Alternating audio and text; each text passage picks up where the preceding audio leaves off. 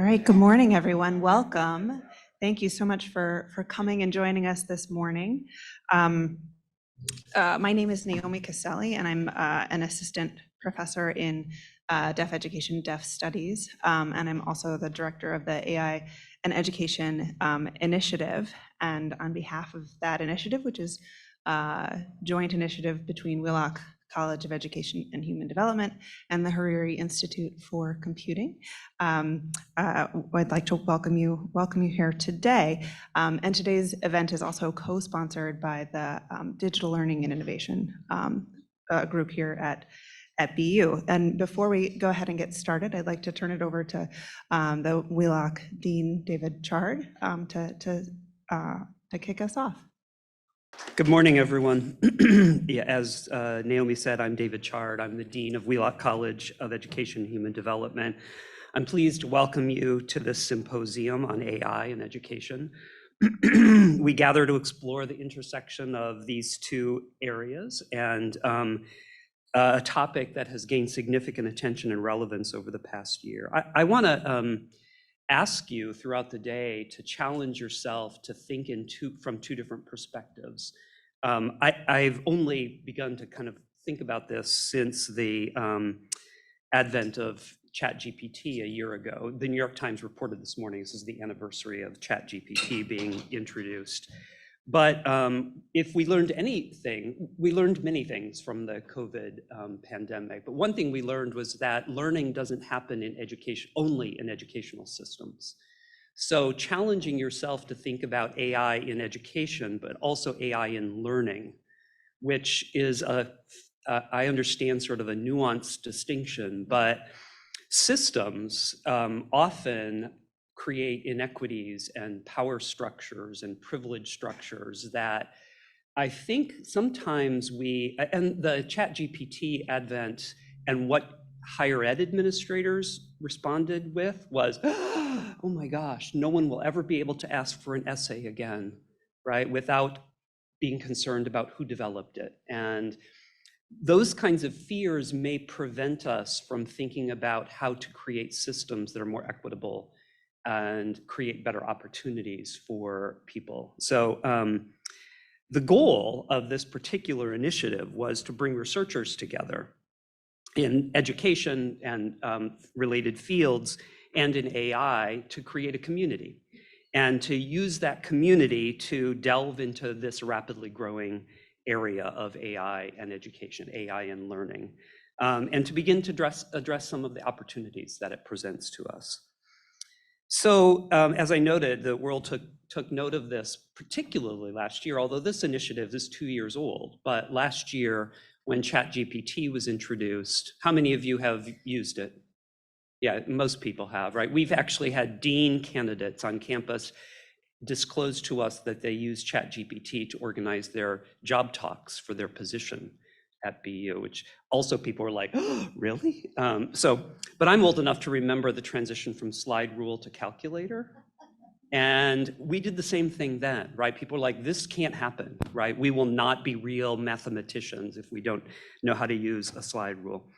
So these headlines, major news outlets speculating about all of the issues, the risks of this. I think if we're not willing to embrace those risks and allow ourselves to think about how AI can enhance learning in spite of the risks, we will be in trouble. So I encourage you to think broadly about how we minimize risks, perhaps in some cases maximize risk to open up opportunities, access, and quality of learning is important.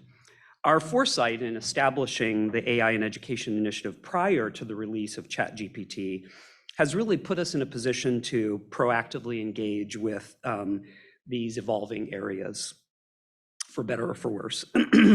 AI innovations will inevitably transform our work, is transforming our work. And rather than allowing these changes to unfold as they may, our goal in this initiative is to take an active role in guiding changes with an eye toward Wheelock's Guide Star, which is to transform systems that impact learning and human development for a thriving, sustainable, and just future in Boston and beyond. Throughout the symposium today, we'll learn how to foster computational thinking skills in children, how Boston Public Schools are negotiating the rapidly evolving technological advances, how AI can be used to enhance misconceptions in student understanding, and how AI might be able to lighten the load for teachers.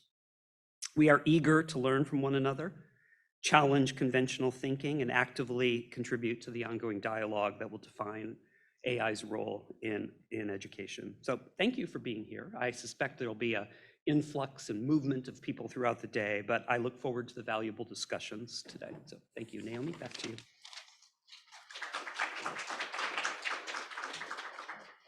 Perfect. Thank you, Dean Chard, for that great introduction. And I should also apologize that we've cut off the gorgeous view, In order to see the slides and have them not be backlit, you've got to pull down the shades, but it means you don't get to, yeah, the shades go down all at once. So apologies about that. Hopefully we'll be able to raise them a bit later when we enjoy lunch. So yeah, I've lost, here we go. So the AI and education initiative we're trying to push forward alongside Wheelock's GuideStar to think about how we can transform the systems that relate to human learning and development and push towards a more just and equitable future here in Boston and beyond Boston. And in the initiative, we're thinking about how we can leverage technology, the emerging and evolving field of AI, to think about how we might be able to do that with technology to sort of both leverage these new opportunities and also to be really thoughtful and proactive about what kinds of guardrails might need to be there to make it safe. And we were lucky to be able to we've been lucky to be able to collaborate with the Digital Learning and Innovation group here at BU, which has been also thinking about AI and education a lot, particularly since the proliferation of ChatGPT 1 year ago today. They've been working to support faculty teaching with technology and accelerate educational innovation here at BU. And so, of course, this area is really exciting for them as well. The last thing that I want to say is that we have some funding available, and I hope that you will consider it or spread the word to others. And I hope that today inspires some ideas in thinking about what work we might be able to do here at Boston with collaborators from outside of Boston or within, as we sort of try and think about what this future might look like. So we'll have two kinds of opportunities. One is designed for doctoral students. So it's a $5,000 fellowship that students can use if they are doing research that is relevant to AI and education. They do not need to be education students. They don't need to be AI students. They could be from anywhere across the university, but doing work that's pushing this topic forward. And we have more than one of those. So please do encourage people to apply. And we also have a number of faculty research grants also designed to, these are research project grants. So you would propose a project that's doing work at this intersection. These are intended to be sort of seed funding or pilot funding, so it can be quite experimental. It does not need to be a well-established program in order for you to be doing it. And we are thinking very broadly about what AI and education might look like. So it could be thinking about a whole range of ways that AI and education intersect, from thinking about how to develop robust AI systems, but also to think about how we might, how teachers and learners might need to accommodate to the coming changes. It could be a whole range of things is what I'd like to say. So to find more information, our website is here, but if you also just Google AI and Education Initiative at BU, you'll find those funding opportunities. So please do spread the word about that. So today's logistics, we've got tremendous lineup of speakers. They're each going to present for about 15 minutes. If you've got burning questions, we'll have a few minutes for those right following each presentation. And then at the culmination of those 4 presentations, we'll have a panel where if you've got longer questions or bigger questions, we could address those then.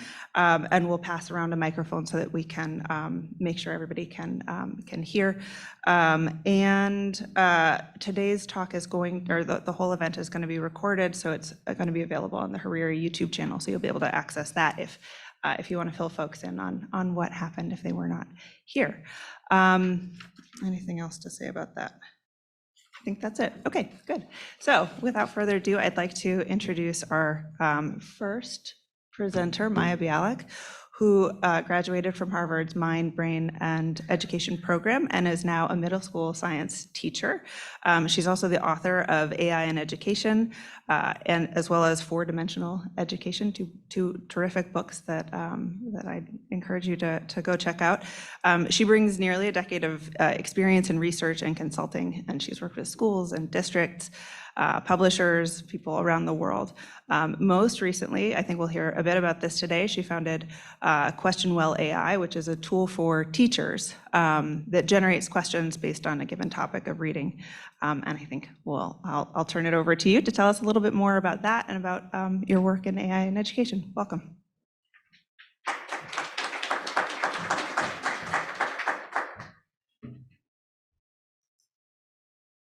All right. So a lot of that original work with research and Center for Curriculum Redesign and the books that Naomi mentioned had to do with considering what should students learn for the 21st century? How is the world transforming, and how does this affect education? And how can we possibly prepare them for a world that doesn't exist yet? And so I was so glad that you mentioned calculators and transitioning from the slide rule, because this is my always go-to example. We were using school to teach students basic literacy and numeracy skills until we got tools that automated those skills. So calculators, word processors, and so on. And now, kind of building on that, we have autocorrect, we have speech to text and text to speech. But we didn't stop teaching those basic skills. We spend that first initial foundation building time still building up those skills so that people can use those tools widely. But the reason that we then introduce those tools is so that students can reach higher highs. They can think at a higher level. They can access those higher order thinking skills, creativity, critical thinking, communication, collaboration. By automating the sort of more menial, mundane aspects that might have gotten in the way of reaching the higher levels, we're able to elevate students, push them higher in their thinking, and prepare them more for the kinds of things that they will need to do in the world. So this has now undergone a similar transformation with AI. AI can do these things. So what does that mean? What is that next level that we can push students toward? So I'm still thinking this through. This is sort of absolutely just my current thoughts at the moment, but I want to argue that it's this meta learning dimension. Knowledge of yourself. What are your talents? What are your interests? How do you learn? And learning to set goals and criteria for success. So if you put your essay into an AI and you tell it, make it better, it's not really going to know what to do. It's going to be kind of generic. You can actually be forced to confront not just the rubric that the teacher gave me, but what makes something good? What are my criteria for success? How do I evaluate a product in relation to them? And what kinds of things do I want to create? And along those same lines, creating my own workflow and my own learn flow. How do I like to learn? How do I like to create? That kind of self-knowledge is going to eventually be what you really need in a world full of different tools that you could use. And also, I would say that true innovation comes from that kind of self-knowledge and ability to think systematically. I just learned of this the other day from a student, actually, that AI, this is from Midjourney, and the prompt for this was a book on top of a teacup. Now you'll notice that that's not what that is. That is a teacup on top of a book. But I was not able to get Midjourney to make a book on top of a teacup, no matter how I phrased it. A book partially obscuring the top of a teacup, sitting on its rim. Below it, you can see the bottom half of a teacup. No, it was not able to. And that is because it has probably not seen very many books on top of teacups, and it doesn't have that systematicity to be able to imagine things it hasn't seen. So that ingenuity, that systematicity, true innovation is going to be the place where we have to step in. And that was sort of a big part of the 2019 book, AI in Education, was how can we transform knowledge, the way that we need to teach knowledge to students, in order for them to be able to make these kinds of leaps. And the sort of quick answer is to teach concepts. Rather than teaching content, we have to move toward teaching the deeper structure of knowledge in order to be able to then manipulate that deeper structure. Okay, so I believe AI has the potential to transform the whole ecosystem of teaching and learning. And this is a rough framework, again, that I'm actively working on right now, where it shows the different functions that it can serve for teachers at the very top and for students at the very bottom, and then in the classroom where they meet. And so I'll just talk about a few of these briefly. For students, we have AI as a learning assistant and AI as a doing assistant. And I think that's a really important distinction to draw, because sometimes we sort of lump it all together. But with AI, there's going to be really different functions for it. And AI for learning is like the Khan Academy tutor.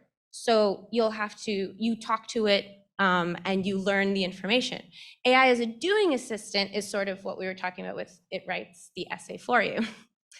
But ideally, that's not how we're using it. So classic quote, memory is the residue of thought. And I try to keep this in mind all the time as a teacher. What I am getting the kids to think about and do is what they are learning. If I give them something, because I just want to make sure that they do it right, they're not learning that. Same with if I get AI to do something, they're not learning that. They learn what they end up thinking through and doing. So I just assigned a project to my 8th grade, and I let them use AI because a couple students asked, could they use AI? So they could demonstrate their learning in whatever way they wanted. And a student said, I really want to write a parody song, but I don't want to sing it. Can I get AI to sing it? And that kind of thing. And another student asked about a video. And so I said, sure. And so I gave them these 3 rules. You can use it for part of your project, but not the whole thing. You have to tell me which parts you're using it for and which parts you're not using it for. And I will hold your work to a higher standard. If you are using this tool, you should be able to create a very high level project. And by doing that, I was able to isolate what they are actually thinking about, what they are actually learning versus what the AI is doing and I'm giving them. And so just like with a calculator, we can start to think about not just how do we graph a sign function, but how does that apply? How can we manipulate it? And so I had some great projects where students that otherwise would have struggled with just the basic, how do I put images onto a page?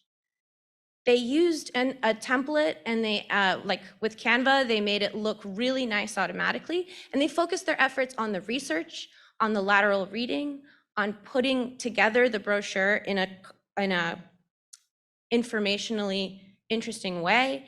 They actually went and they told me, they were like, well, I used the template, but I changed the colors to blue because blue is the awareness color for this disease that I was researching. So this like deeper layer of learning and empathy, because they didn't have to bother figuring out how to get the square and the circle on the page. Okay, So really briefly, I want to talk about on the teacher side. There's AI as a research assistant, so it can help you figure out what you want to teach and how. And there's AI as a planning assistant, so actually helping take that content and turn it into a learning plan, active learning for students. I want to say that there are so many possibilities in education research that we've been talking about for all of these years that have been simply impossible, that are now possible. And I find that so exciting. So personalized learning, we'll hear a little bit more about that. Standards-based grading, mastery learning, experiential, active learning. It's not because we didn't want to, it's not because we didn't know what they were. We just haven't had the capacity, and now we do. So this is the app that my husband and I created. For me, it's what I needed as a teacher. So the way that it works is you can input a topic and any sort of context that goes along with it. So I'm having them read a reading and answer questions, and so I put the reading in there, for example. And then what it outputs are questions sorted by learning outcome, which it creates for me, or I can choose the standards if I'm teaching to standards at a particular reading level. And then I can export right to Kahoot in this example, but you can export to all these different platforms, because I know that teachers are artists and they want to make their artistic decisions, and they have their workflows, and they know how they want to do what they want to do. And it involves different tools for different reasons, back to the workflow and learn flow. And so what's been really exciting is to see the different ways that people use it, because that core authoring portion, it does that first piece for you. It does the blank page to first draft step, and then you can export it to whichever part of the workflow you want to go to next. And so that just says total time 2-3 minutes. What used to take 45 minutes to an hour now takes 2 to 3 minutes. And so what are you going to spend the rest of the 42 minutes on? You get to think through how to elevate that thinking. So there's a couple things that this can lead to. Mastery learning, by creating an endless well of questions, you can allow students to keep learning until they get it. A big part of why we haven't been able to create, for example, infinite retakes. So we have this whole tension with students, like, do I get a retake, please, please, please? And with QuestionWell, it can just keep creating more questions. And so I can say, yeah, absolutely. Everyone gets 3 retakes on this test. And they go, oh, good. And so then they take the first one without studying, and they take the second one without studying. I teach middle school. And then they go, maybe I should, I only have one more try. Maybe I should study. And so they actually study, they actually learn the test. The grade reflects what they actually learned, rather than the fact that they're 12 and they thought they didn't need to study. Standards-based grading, it can actually do all of that tracking of what standards are being taught and what standards are being learned. And again, the behavior is excluded. So the academic habits can be a separate grade and from the learning. So we can actually help students with what they need help with and not try to just evaluate them as an overall grade. It can be more accessible in the sense that you can practice when you have time, and the personalized learning will give you exactly what you need to practice. And the low stakes, I think the low stakes is really important. By having this infinite well of questions, you can learn in a low stakes environment. So even a lot of these other tools where there is a limited number of questions, you still feel like immediately you're being judged. And that's one of the things I learned coming into the classroom, is how much feeling like you are being evaluated changes your openness to learning. That was very, very apparent on my very first day. A student came like almost in tears. Don't tell my mom I'm failing science class. I was like, literally, what are you talking about? And the student was like, well, you asked us 2 questions. I got 1 right and I got 1 wrong, and that's 50%. That's failing on the first day of school. And I was like, oh no, don't worry. Don't think about it like that. And so this helps with creating that low stakes environment. To summarize, the amount of work right now is literally impossible, and the quality is okay. And we could make the amount of work much, much smaller and the quality much, much higher. And I want to leave you with this one last question. By making AI a co-author with us, could it possibly change our interaction, not just with the students, but among teachers? So if we need to collaborate, but beforehand, that would involve me criticizing you or you criticizing me. By adding AI as a co-author, we can both criticize the AI. And so could that actually change the dynamics of collaboration and again, allow something that was not possible to become possible? So this is organized by class on the side so that teachers can plan these things together. And then again, they're not locked in. They can export to the different tools that they want. So it really just isolates, again, the specific things that would be cool for them to collaborate on, that they want to collaborate on, without forcing the other things all to fall into line. Thank you.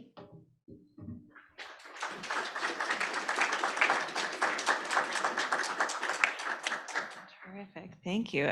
Any questions? We have, I don't know, like 5 minutes, something like that for questions.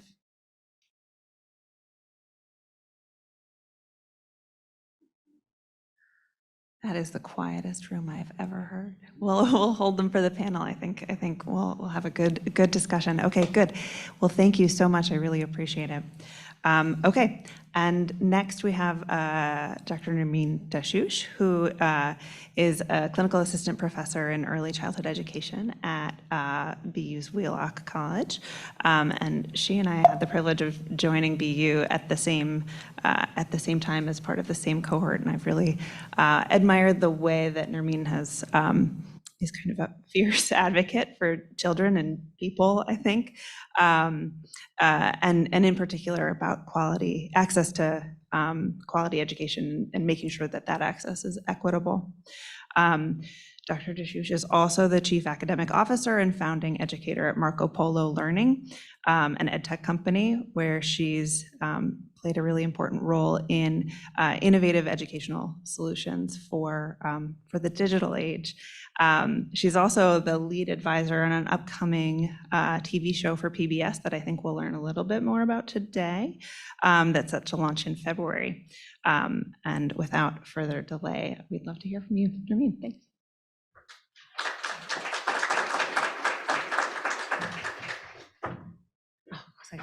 I started at the end. Hi, everybody. Just a little bit about me. You could tell I don't follow directions already because I have my own slides and I didn't put them in a template. But another couple of things about me to kind of frame it. I was a public school teacher in New York City for 10 plus years. A lot of my work is really focused on just reaching young children, giving them access to STEM education. A lot of that was predominantly focused in the classroom, working with educators. But my goal is always going to be the same. How do we reach young children? How do we give them access to high quality education and giving them the same kind of opportunities I was given through the education system, but also informal ways of learning as well. So in the past 10 years or so, I've been seeing how do we leverage technology as a form of equity and access. Two things we're going to discuss today as part of my work that's kind of running simultaneously and have that overlap. Utilizing AI to improve the learning experience, but also preparing children for the use of AI. And there's two separate projects, and then there's the overlay of the two projects, which I'll discuss today. So we were actually talking about Dora beforehand. Has any show of hands, anybody seen Dora the Explorer? Yeah. And she's kind of in our head and she says things like, so where do you want to go next, right? And the idea is like down the road, or where can we find the map? And it's in your bag, right? But if who's ever watched it with a child? Okay, and so who's familiar with Interact? I'll tell you something my daughter was watching and she says, where do you think the map is? And my daughter goes, can I have pretzels? And she goes, that's right, right? And you see these types of interactions.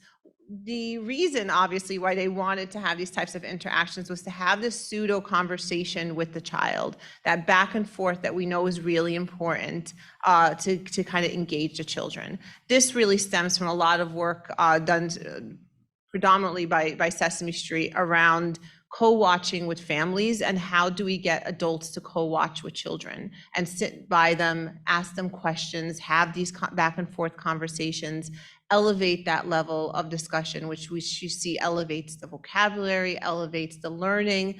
But in the absence of having that person next to them, which is for many reasons a parent, an adult might not be available, or even if they are available, in my case, my family didn't speak English, they didn't know how to discuss that. We've turned to kind of pseudo conversations. Another project I was working on was to try to see if we can create this asynchronous co-watching experience. So instead of the parent sitting next to the child is watching, and the parent gets questions and a short video around what the child was watching in order for them to ask open-ended questions later. So for example, in that project that I created, where a child might be watching a video about an octopus, the child hearts the video, the parent or the adult that's connected to the account gets a message that says, hey, your child, Soraya, is watching a video about an octopus. Here's the video, just in case you want to see it. And so I might be in the kitchen, I might be at work, I might be in another state traveling for a conference. And then it gives 2 open-ended questions and a talk prompt to the parents, 2 questions that were created to kind of elevate that level of thinking. So we see the approach that Sesame had taken, where they bring in celebrities. Your kids don't know who like Lupita or Ed Sheeran is, they don't care, or Bruno Mars. They're there actually for the adults to be like, oh, I wonder what's going on, to encourage that co-watching and collaboration.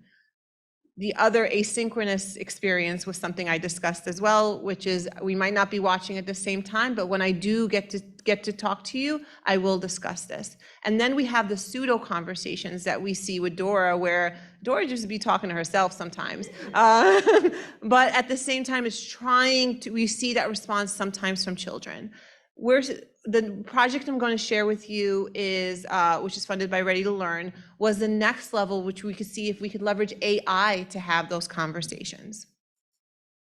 So this is stemming from work done on a television show called Eleanor Wonders Why. It's on PBS currently. And they created these conversational agents. And this is a project that was finished, but we're working in collaboration with them for the next arm of this project. And they created conversational agents that do just that. They take a television show and they embed these conversational agents and AI so that they can actually have that back and forth conversation with the child. It's not unlimited, that conversation, but I'll show you a video to show you what that looks like.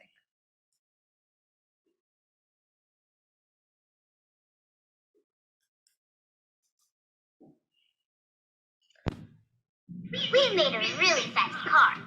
It's so fun to try different things and figure out what works and what doesn't work to make the car go faster. What did we change to make our car faster? To make a pointy thing so I can go more faster. You are right. The pointy shape on the front made the car streamlined so it goes faster.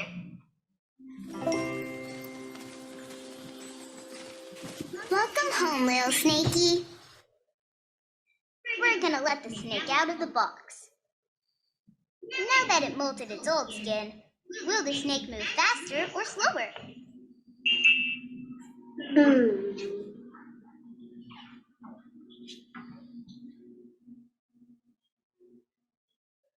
The snake's old skin was too tight and slowed it down. Now that it has comfy new skin, will the snake move faster or slower? Maybe faster because the old skin is so tight. But now the old skin ticked off, so now the new skin can move now. Yeah? So you see the two different types of conversations there. Child is watching a television show. The television show is just actually also available without the conversational agent, but there's, in this version of it, it stops, it asks different types of questions. Sometimes they're open-ended questions. The child responds. The first child was able to respond correctly, and I'll show you in a second what that means, and how the AI agent knows how to respond correctly. And so she affirms, she kind of restates, and then she moves on. The second child was given wait time, which is something we programmed for that as well. We're able to select how long the conversational agent waits before taking some form of action. Currently, we're setting it at 3 seconds, which we know from wait time, like research in the classroom, a child will need around 3 to 4 seconds before, in order to kind of get that level of scaffolding. The second child was not responding or did not have that level of response, and so the conversational agent was triggered to scaffold the learning. The same that we would hope for a family to do, where she's like, well, we'll just slow it down. And then she kind of gave a little bit more insight and information for the child to shape their learning. And then the child was able to express what they were thinking, and the conversational agent moved on. You could see from studies like this, I kind of will point to that direction. There's a chart on the top, and it compares pseudo conversations and the response of children to the conversational agents. This is very, very early on in the stages, and this is published work that we could share as well from, and the researchers are here that we're working with. You could see that the conversational agents, the children who were working with conversational agents, were more likely to continue that conversation, to respond. And so we had them answering questions, even 8 or 9 questions, where the child in the pseudo conversation was asking for pretzels, like my kid, like they're like, whatever, Dora's on her own. Not only are we seeing a response, we're seeing that that level of response, they tend to have more elaborate responses, utilize the language, and understanding the content itself was, we see better indications of understanding the content itself. So working with that, we are creating something similar for a television show that I am working on that's going to be launching in February for PBS, called Lila in the Loop. Lila in the Loop is it's going to get confusing because there's 2 things going on. We are going to be creating conversational agents, but within the show itself, the television show is around a little girl named Lila, who has the interactions with a fantastical character named Stu. And those interactions and the theme and the learning goals for each episode is meant to teach children computational thinking skills, going back to giving them the skills that will allow them to navigate an AI world and modeling interactions with AI. I was able to get some footage to show you a little sneak peek of the show, and it really breaks down some of our learning goals of what we're trying to do with the show, simultaneously teaching the computational skills and modeling to children a lot of those CT skills that are derived from computer science that they'll see as they interact with AI. We hope the kids who watched Lila in the Loop, let me try that again, Lila in the Loop.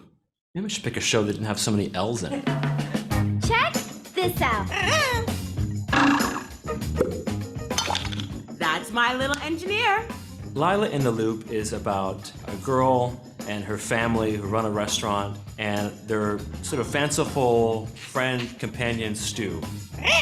Lila is curious, and she is relentless when it comes to figuring things out. It's just a problem we can solve, right? Right. Together, they go through everyday life and solve problems using computational thinking skills and creative problem-solving skills. It's about the process of getting to those solutions. So even if they don't work out the first time, it's all good because there's always many chances and you just have to try again and again until you get it. Computational thinking, I think, is like a key to unlock the world. These thinking skills, there are ways to take a problem and break it down into smaller parts so it's more manageable. And stop when there are no more marshmallows on the floor. Stu is sort of a stand-in for a computer in that you have to give him really clear instructions. Stu, stop! Where did Stu come from? I still don't know. Stu is something truly unique from someplace truly unique. Stu could be like Superman. He could be the only one left because his planet exploded. Philadelphia is an inspiration for the setting of the show, and we invited kids from the Philadelphia Public Schools to join in the theme song recording process. So keep trying, thinking, asking, now we're building, now we're laughing, we keep drawing, ideas flowing, let's get going, my way. Okay, let's do that part, that was so good. Can we draw it? Or... Yeah. We have a very diverse team. So it keeps going. I just wanted you to hear the theme song because it's a real banger. Like I honestly, y'all, we're just gonna drop in February. So it's a banger. The idea around it again is that those interactions with Stu, and when we're writing every single one, I don't write it. When I'm giving feedback on every single script. My goal is to make sure that we're meeting and modeling a lot of those skills that we're going to be seeing. A lot of it is sometimes she's giving Stu directions on how to do something and she has to break it down into an algorithm, or they're solving a problem and they have to break it into parts, and that's decomposition. And so we always have a CT goal that is kind of guiding that and guiding that experience for the child.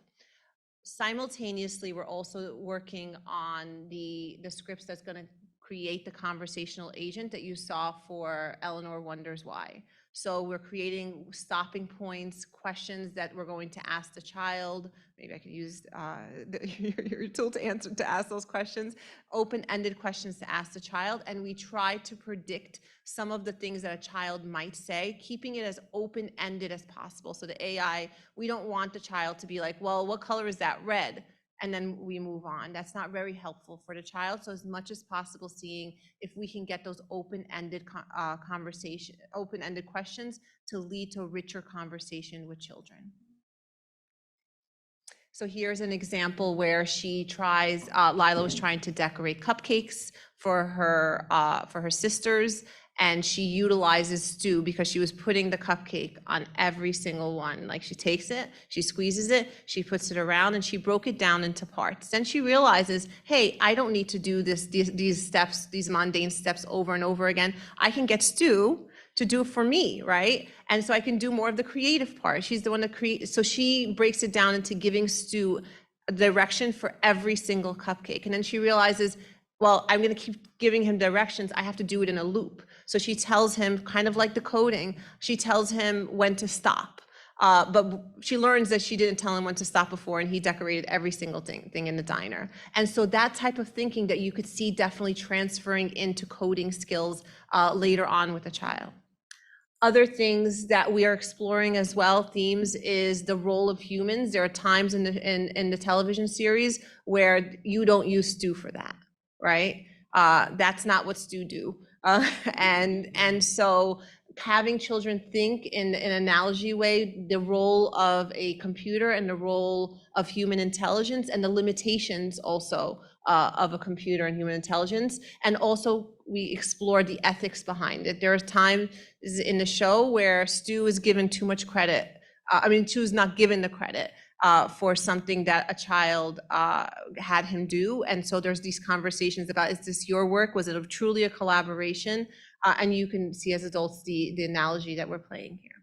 So next steps, really continuing to refine these conversational agents, but understanding also that speaking to computers, speaking to AI also has roots in language and how we're communicating, and also looking at it from code switching as well, and understanding the child's home language and where the play that it comes into when they're speaking to conversational agents.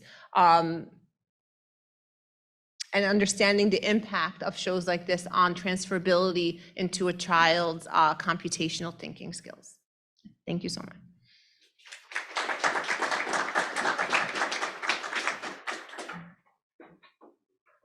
My goodness, I'm so lucky to get to work here.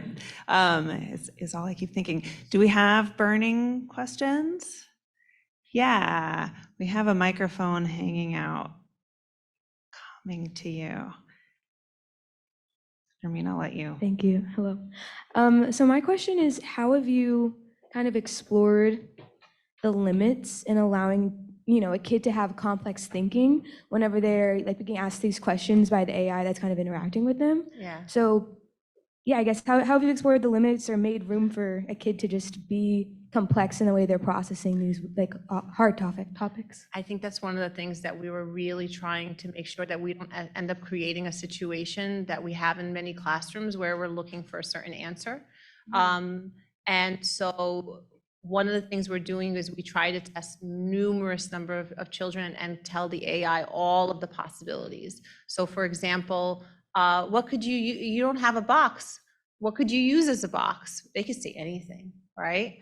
And so sometimes we do code it to say, oh, that's interesting. I wonder what the characters will use. So affirming whatever they said. So we try as much as possible to see if we can expand the number of things, even coding it for like hundreds of different, a shoe box, a container, and this also comes into that cultural language that we need to explore, because what a child is going to say or refer to. So expanding the number of things that the AI will respond to as a correct answer, and how they scaffold. The closed questions are pretty easy to use, right? Like that's, thing to stick to those types of questions. So absolutely, we are trying to expand what it responds as a correct answer and scaffolding up, but also having a few ones where it's just like when you're talking to somebody and they're like, well, what would you have done? And they're like, okay, maybe the character did something different. Let's find out, right? And kind of keep the conversation moving along. That's awesome. Thank you. So our next presenter is Mark Racine, who has been the Chief Information Officer of the Boston Public Schools for the past 10 years.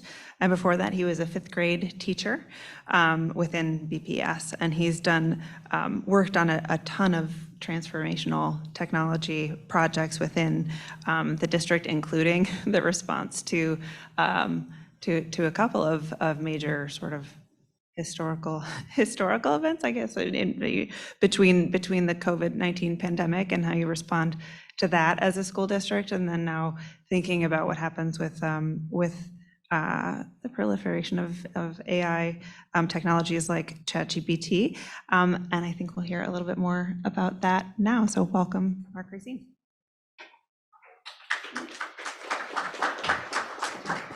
Good morning. I think starting with COVID-19 is very helpful for this conversation because it's helpful to understand where our district has been or where all K-12 has been over the last few years. Obviously, 3 years ago, all of our students, K to higher ed, were sent home and were forced to learn through Zoom for quite a long time. I like to joke that COVID-19 was about 6 months too long, because it caused a lot of our teachers and students to reel from the negative effects of staring at a screen for a year and a half. Our students came back to school traumatized, I guess is the right way of saying it. They were staring at a screen in their living room or in their bedroom for over a year and a half, and they came back to the classroom. Some of our students have never been to a classroom and had spent the last 2 years staring at a screen.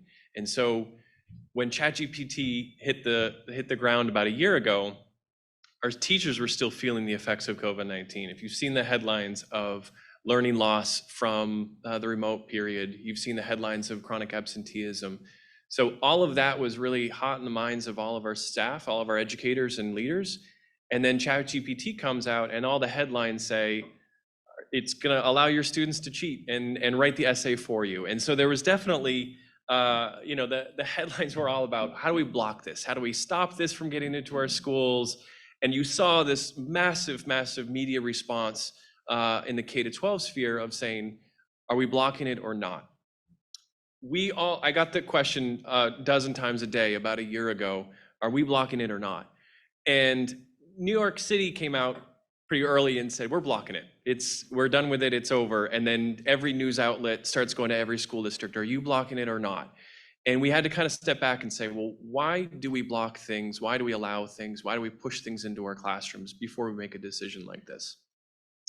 Those decisions were repealed. You can see most of the school districts that initially banned ChatGPT have reversed those decisions. But there are still some districts out there that do have AI, I guess you could say, or ChatGPT and Bard banned from their school districts.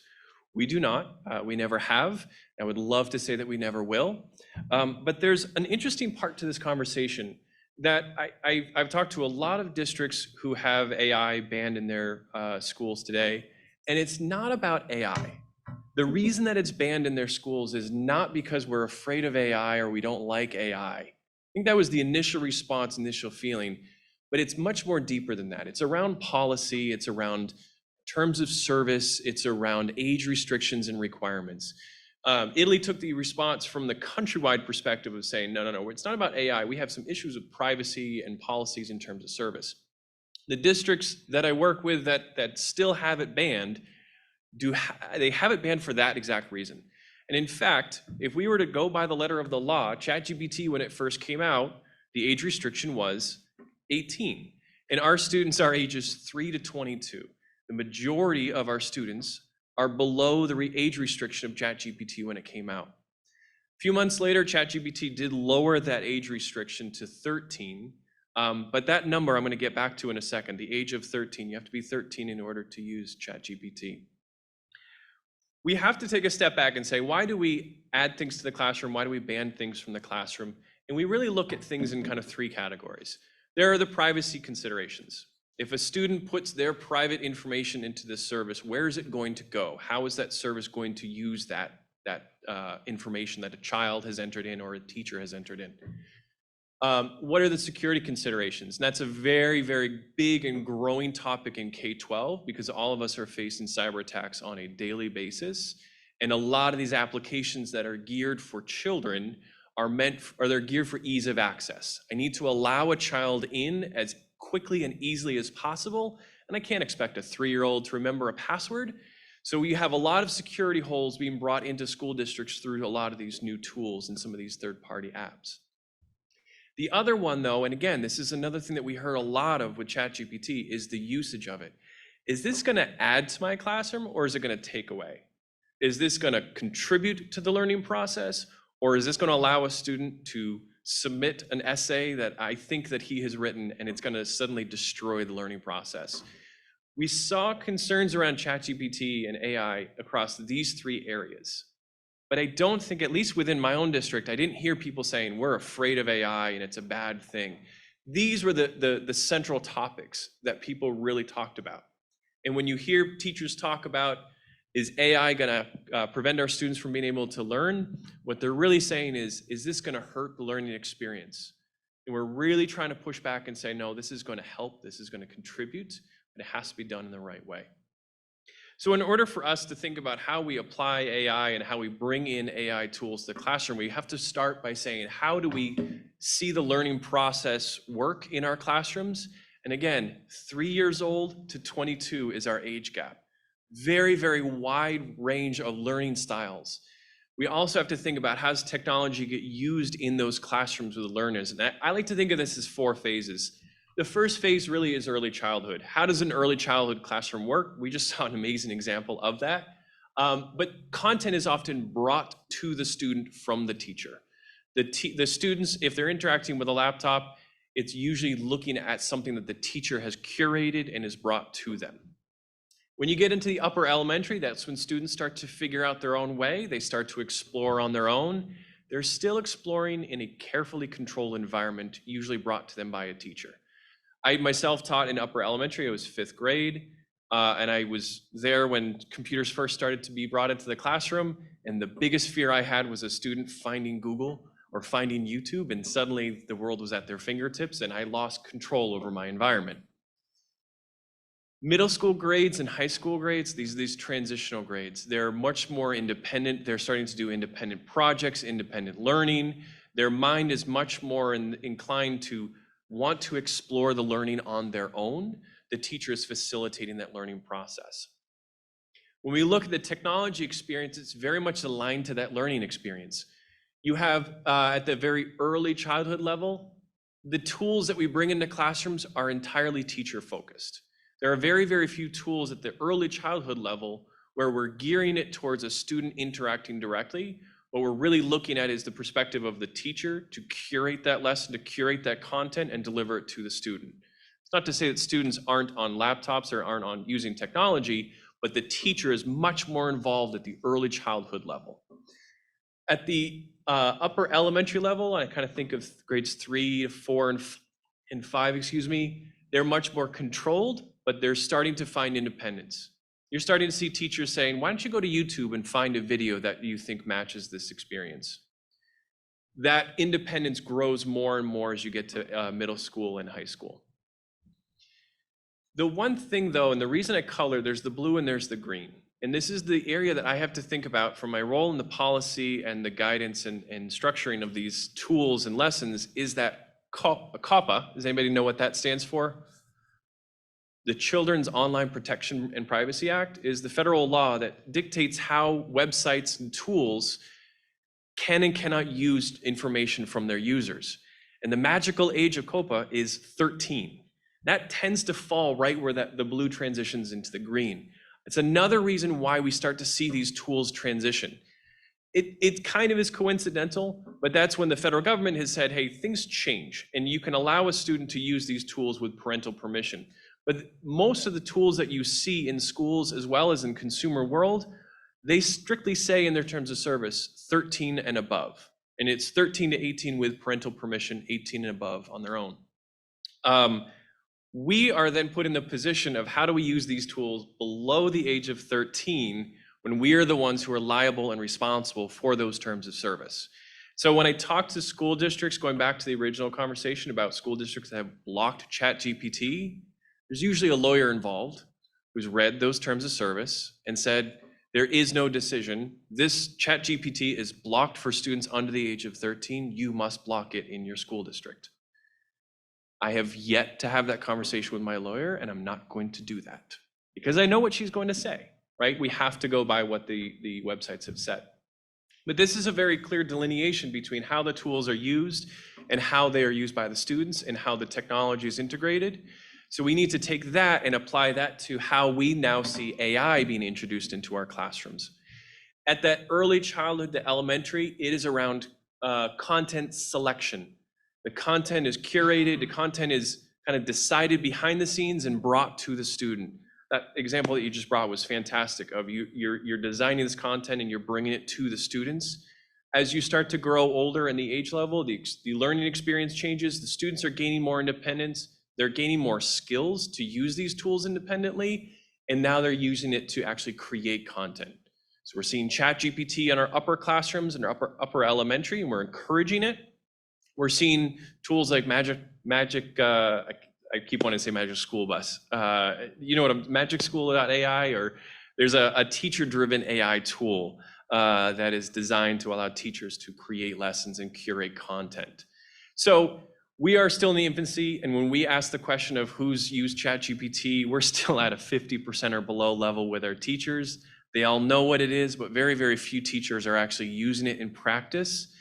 As we start to bring in tools and bring in AI tools into our environment, this is where we're thinking about our learning experience and the right tools for the right classrooms. It's not an easy thing in a public school district because we have grades K to 12 or ages 3 to 22. We have a wide variety of learning styles, language acquisition, special education needs to consider.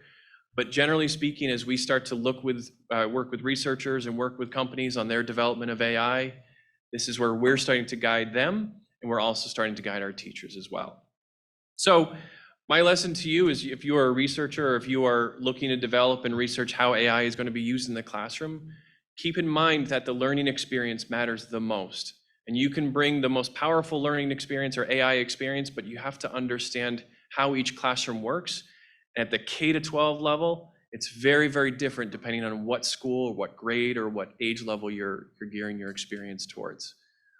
So We're really working very closely with our teachers. We've provided guidance on the usage of AI. We are not going to, and we are never going to block AI tools. But this mixture of learning experience and policy is really where K-12 as an industry is struggling. And I really hope that as you're researching or you're starting to look at some of these projects, that you'll start to help us unpack how do we mix the learning experience and the policy and the security perspective. So it's me. Thank you very much.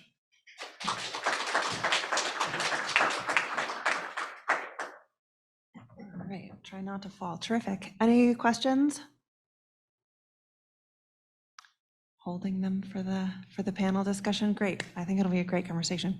Terrific. Thanks so much, Mark. Okay, so our last presentation today is from Dr. Simon Woodhead, who is the co-founder. Oh, I should have asked you this before. The co-founder and head of research at ED or ED. Oh, good. All right. Sometimes you only read things and you never actually hear them said out loud. And he is a edtech entrepreneur and researcher who's created a number of award-winning solutions to try and think about how we can take data science and apply it in education. He hosted two of the things that I thought were particularly interesting and thought we might, I think we'll hear a little bit about them today, were AI and education challenges that he hosted using data from ED that was, the challenges happened as part of NeurIPS, which is one of the biggest conferences on artificial intelligence. And so those two produced a whole lot of really great projects that I hope we'll hear a bit about today, and think about how they can get incorporated and how we might use data sets like this for the purposes of research. So without further ado, I'll turn it over to you.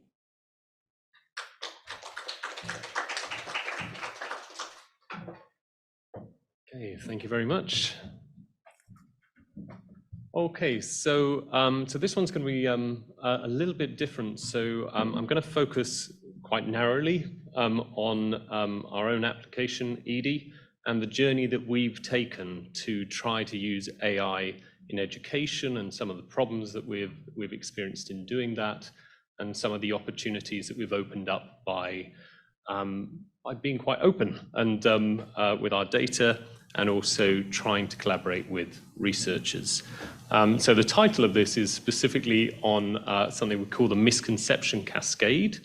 And I've put LLMs in the title because we have to say LLMs nowadays. It's a bit like if you do a pitch for investors, you have to mention artificial intelligence if you want funding. But then the other bit, which is actually really key, is link prediction models.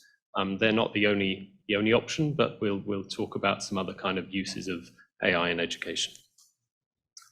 So number one, you probably haven't heard of ED. We're a UK-based startup.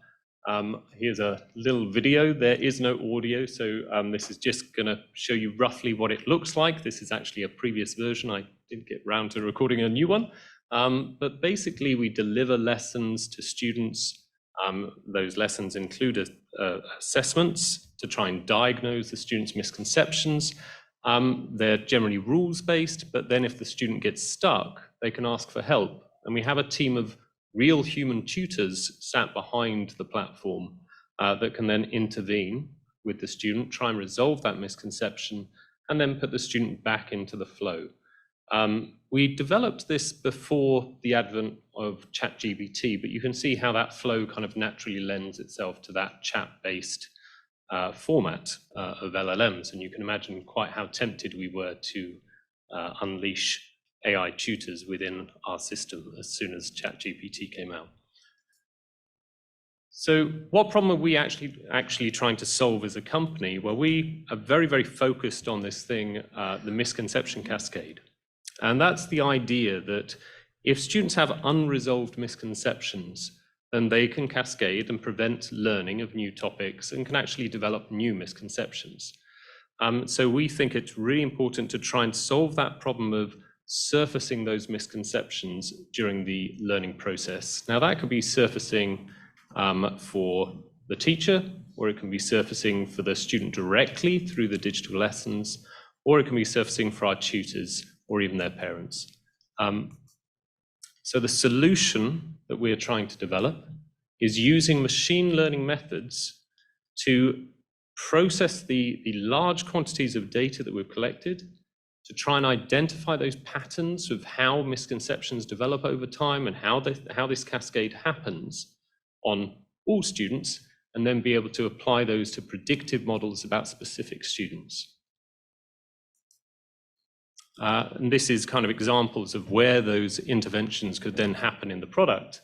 So for example, on the left-hand side, we have a representation of that digital lesson. And so you can think about how if you know the misconceptions which students have are going to prevent them accessing that next bit of material you're going to give them, then you can divert those students off to different material that's going to help resolve those misconceptions and then bring them back in. Similarly, probably my favorite space is actually in supporting teachers and augmenting their teaching. So teachers obviously trying to teach large numbers of students simultaneously. It's very, very difficult to try and understand what each of those students is thinking in a class and what all of those different misconceptions might be. And so surfacing those misconceptions for the teacher, maybe at the point where they're assigning a topic or saying they're about to teach a particular topic, what misconceptions could be problematic and for whom, then you can allow the teacher to act there. And I say act there because that doesn't necessarily mean on my platform. I think there's a bit of an obsession with some tools that are just like, yeah, everything has to happen here.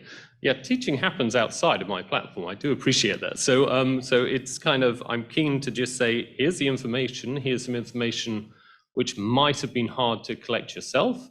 And I'm trying to surface that information for you, and hopefully we'll see that the consequences of that are later on the students make better learning gains. And another area where we use it internally is with our own tutoring team.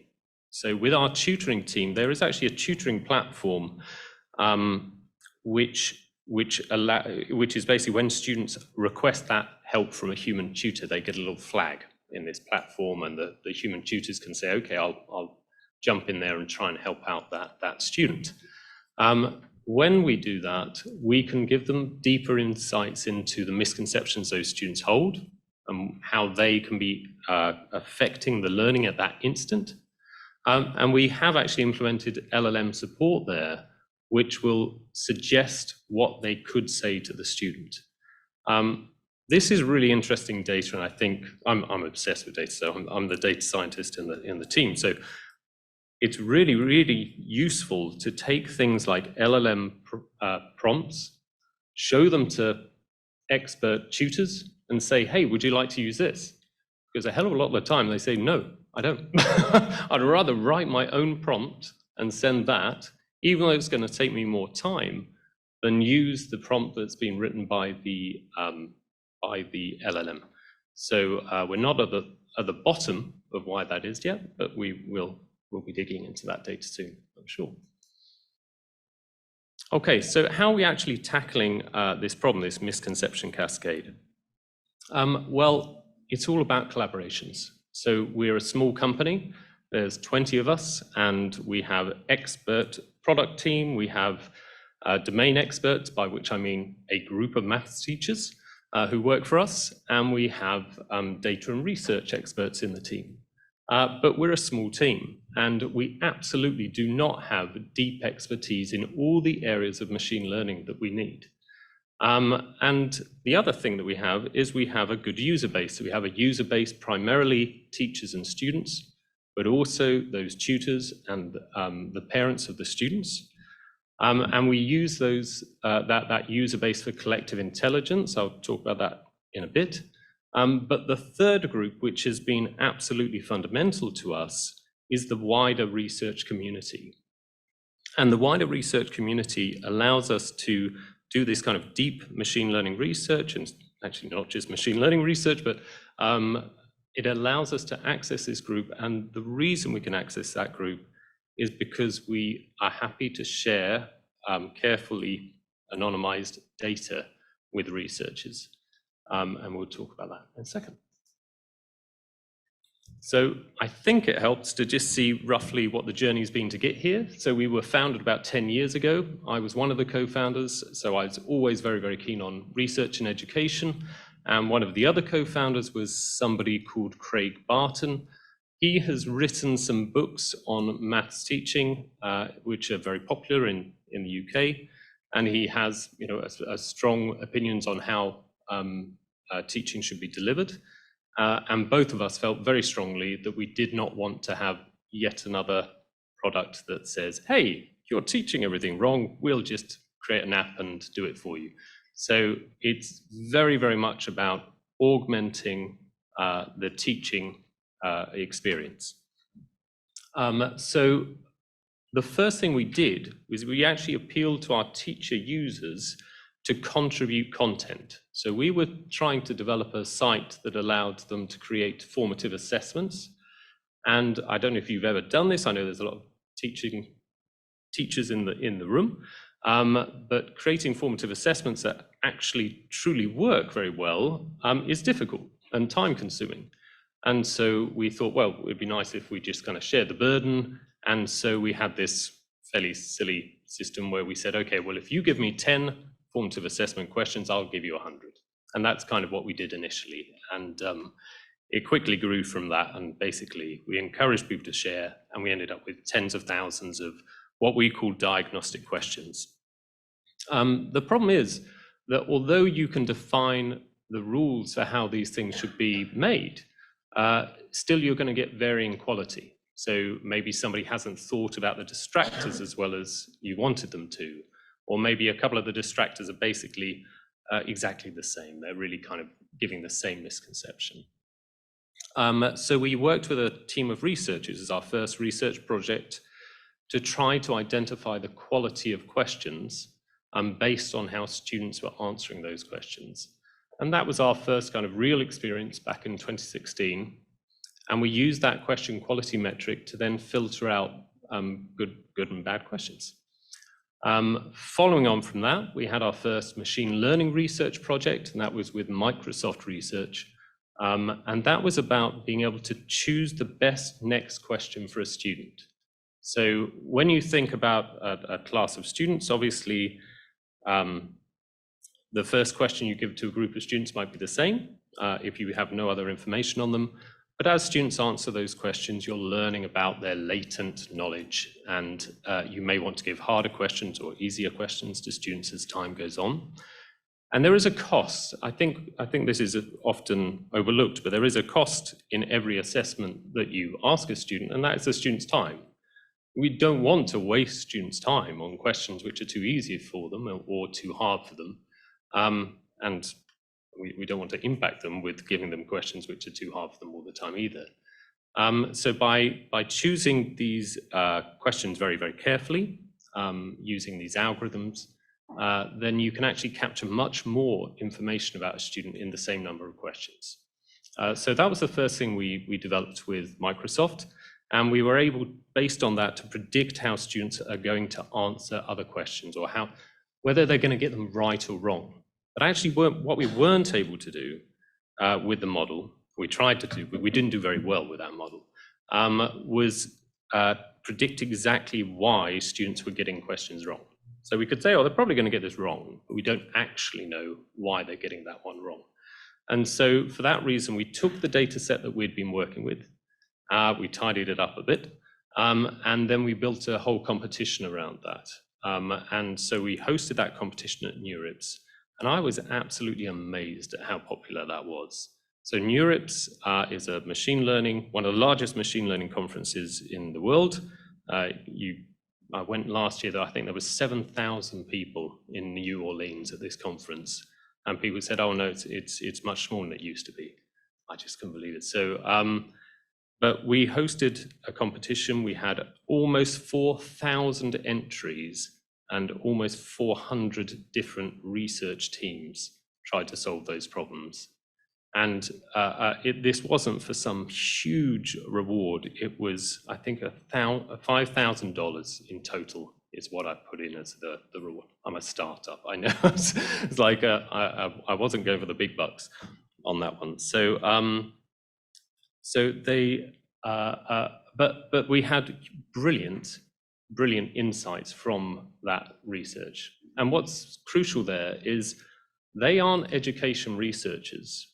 They are researchers who probably don't care about education too much, but what they care about are data sets that allow them to test their very, very clever machine learning models and to baseline them against other people's machine learning models. So whilst you might kind of think, oh, I really want to work with people who are interested in education, unfortunately, you need really, if you want to make huge progress in these things, you need to kind of open up to the wider machine learning community. And then you can benefit from basically people who are probably making huge amounts of money doing finance or something like that, but it turns out that your data set also fits their problem. And we did find really, really great predictions there. So there were over 50 papers written on the basis of that data set. That was the other thing I meant to mention. Which for the sake of a few SQL queries is really impressive. And on the basis of that, we changed the work that we were doing. We started to move towards time series. We started to look at causal links between skills. And then the models that we were developing there using causality, I absolutely loved causality. I don't know if anybody in this room has looked at causal inference, absolutely wonderful space. I bought too many books on it, and it really doesn't scale very well to large numbers of skills. So it works really, really well for small data sets, but we weren't able to get that to scale very well. So we went back to the idea of running a competition, and we ran another competition and found some really, really good results there. We were hoping those results were going to be causal models, but actually it was much simpler models that people used that that gave significant advances. So another really good learning experience. And interestingly, we won a dataset award, not for an educational dataset, but for a causal dataset. So again, it's just finding these kind of sweet spots where you're providing really, really useful data to researchers that then benefits you. And then the most recent thing is that we've won a 5-year grant from the Learning Engineering Virtual Institutes, which allows us to kind of deeply research this misconception cascade idea. And we've been able to bring in our own researchers within ED. And the difference that allows is that we're not, I love working with external researchers, but obviously the focus is slightly different. So having your internal researchers allows you to kind of collect together all those different ideas and then bring them to bear directly on your problem. Wasn't patient enough. Okay, so what are we working on at the moment? So the thing we're working on at the moment to try to solve this misconception cascade is this link prediction model. So we're building up a huge knowledge graph of how all the different things are related. So how misconceptions related to one another in our database, how are questions related to the answer options that they've got, how are answer options related to the misconceptions, what classes students are in. All of those relationships are now captured in this fairly complex knowledge graph. And what this model allows is it allows you to incorporate aspects of lots of different models. So it's a lot, basically what I'm trying to say is these models are a lot less kind of beautiful, or I'm gonna have to say they're kind of less sexy than the kind of LLM space, but they are actually really powerful models. So they're collecting together all of the relationships between these things, and they allow you to use things like you can use a time series model in one place, or you can use the LLMs or other models to form embeddings of all of the different textual elements of your data. And so there's opportunities to make the most of your whole data set. And out of all of that, you're developing this skeleton, this structure, which is going to give far more information when you want to use things like LLMs. So instead of saying to an LLM, simply saying, I don't know, what shall I say to this student? this student's stuck on this question, what shall I say? You're going to be providing predictions to the LLM based on all of that knowledge you have about the student and all of the knowledge that you had about other students who are suffering in a similar way. And you provide that information and then get an output from the LLM. So effectively, you're constraining what it will say, and hopefully it will give more useful inputs. Okay, and alongside that, we're still working lots on collective intelligence, so this use of working with as many people as possible, whether it's our users or whether it's researchers. And really, my big push and my favorite thing really is human in the loop AI. So that idea that whatever we're doing, we're trying to make sure that humans are involved there as well. So on the teacher side, we've been surveying teachers to establish what they believe are links between misconceptions. So we'll survey our teacher user base and say, hey, there's this misconception and that one. Our data seems to suggest they're related. Do you think A implies B or B implies A? And we'll survey hundreds of teachers for each one of those pairs. And that allows us to have a data set that you can then check these models with. Then on the tutor side, we are still, we're going through the process of tagging every single question, every distractor for a multiple choice question is tagged with a misconception that it's related to. And the way that we do that is we provide a tool that's using LLMs to suggest misconceptions based on similar questions, but we don't just take them as given. We use teachers to actually, our tutors to actually evaluate each one of those and make sure that data is very solid, but it still massively speeds them up, right? So they're not having to write things from scratch every time.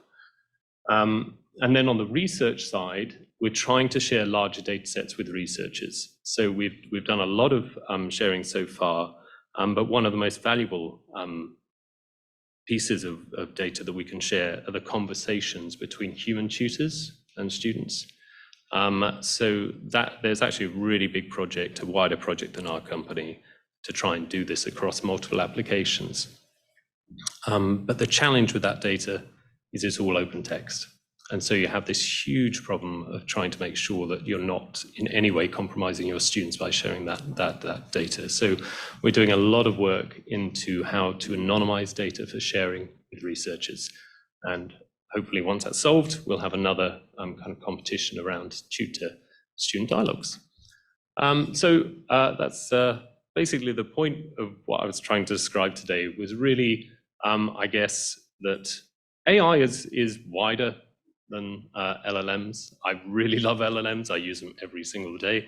But there is this kind of wider opportunity in the ability to process so much data and really support teachers in the valuable work that they're doing. But I do think it's really, really important for companies to be open, whether that's open with their data, open with their code, open with how they're doing their research, so that external researchers can get involved, but can also evaluate those products from an ethical and efficacy standpoint. That's it.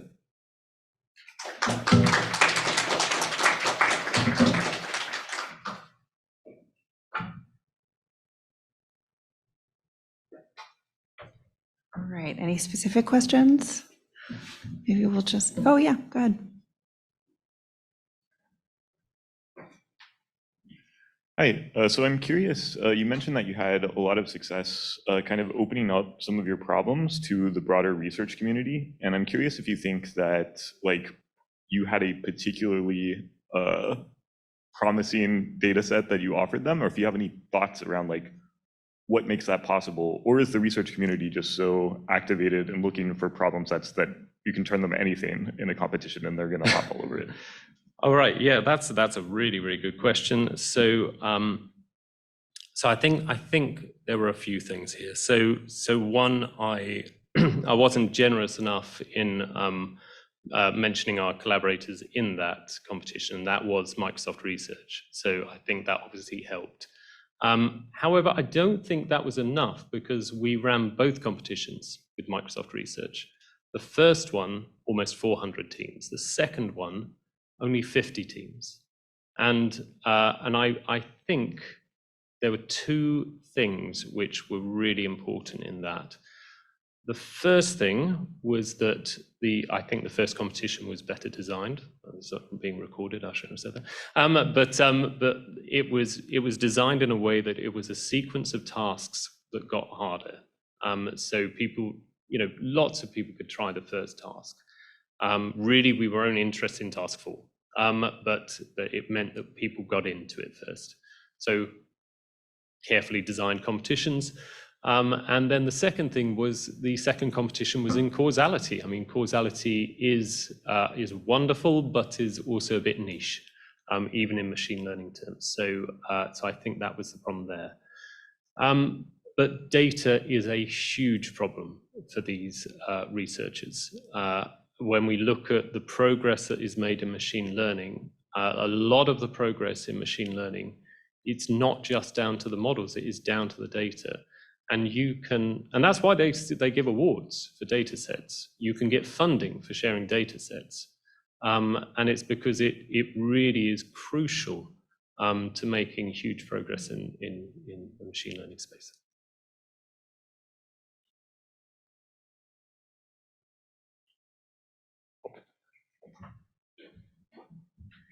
Terrific. All right, so shall we turn to a panel, and I'll invite you all back up to the stage, although yeah, we need a chair. Good, thank you. So what I'd like to do here is I have a couple of questions, and I'm sure you do as well. So maybe we'll take turns, and I'll ask one, and then I'll open it up, and you can ask some, and you can ask each other too if you're interested. All right.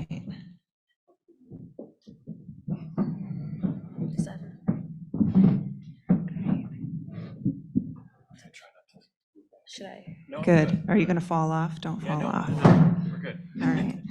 Good. Okay. All right. So I mean, I think. Oh, let's see. I came across a little, I don't know, infographic. I don't know what you call it yesterday, of a little schematic of the enthusiasm around AI, and there's sort of this like big peak of enthusiasm, and then the trough of disillusionment. And I'm not sure where each of you are on that, but I'm curious. As you come out of that trough of disillusionment, you kind of come back up to a middle ground, and I'm curious what sorts of things. Oh, not this question. This question. I'm curious, what sorts of things are you, reflecting that trough of disillusionment? What kinds of things are you most concerned about? I think we heard a bit of this in all of the presentations, but I'm thinking more generally as we start to think forward, and not to put you on the spot too much either, because I think none of us have a crystal ball, and it feels foolish to make predictions about the future, but I'm going to do it anyway and ask you to think about some of those harms. It's not directed to a specific person. Any of you could weigh in, I suppose. I had a couple. One is that basically there's loads of different harms in education, as we know. I had a few years ago, I was speaking to somebody who was trying to solve a pretty big problem in Tanzania, where they had adopted, at the government level, they'd adopted some textbooks. And his job was to go in and just kind of check those textbooks that had already been deployed to all schools. And he said they were absolutely atrocious. They were absolutely riddled with errors. And that is now spread across the whole of Tanzania. So now he was trying to deal with this issue of all these errors being propagated across our whole country. And when I think of the kind of potential harm of LLMs, and I think that's the most obvious one to pick on, it would be the fact that when there are hallucinations or when there are errors, then those errors are going to be propagated again across so many people. If you have a teacher who holds their own misconception that they've accidentally passed on to students, then they're going to be affecting tens or hundreds of students. But that will be a different misconception or error for a different teacher somewhere else. But with large language models or AI in general, that could be the same thing being propagated across a very, very large area. I mean, another example is the fact that unfortunately the definition of trapezium is incorrect, I think, in America. Is that, is it trapezium or is it, yeah, there is one. We won't argue it out now. This could get messy. And that was an error that occurred in a textbook. Yeah, and so we have a different definition in the UK and in the US because of that. I think, when I was thinking about this question, I didn't go this route, but now that I hear the word harm, it made me think of something else that might be a little far-fetched for us, but I think something to consider. When I think about the impact, I think about the impact that we're having on the users, but we also have to think about the impact that we're having on the people who are involved in the work of creating these devices. And I think we need to have more conversations if we're going to have a one-to-one ratio in schools. How are these devices ethically made? And some people are like, I don't know what you're talking about, but if you do get a chance, kind of Google what is happening in Congo with the mining of cobalt to make all of these devices. And when I imagine the worst thing that we can do with these devices on a child's life, let's just say here in the United States, it's nowhere close to the harm that we're doing in a child's life in Congo in order to get the materials to make that tablet for that child to play that app. And we're experiencing an international crisis there, a humanitarian crisis, in order to get the materials that would create this rise in technology.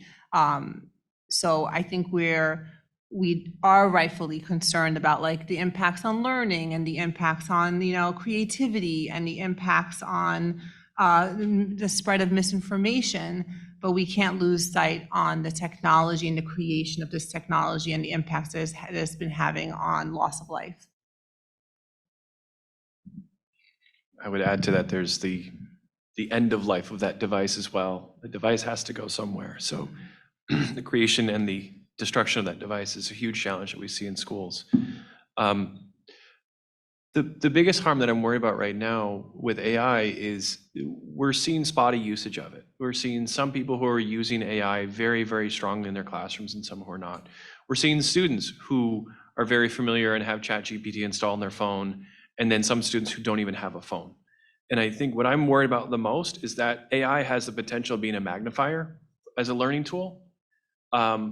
But it also has the strong potential of being the great divider and creating an even stronger division between our students.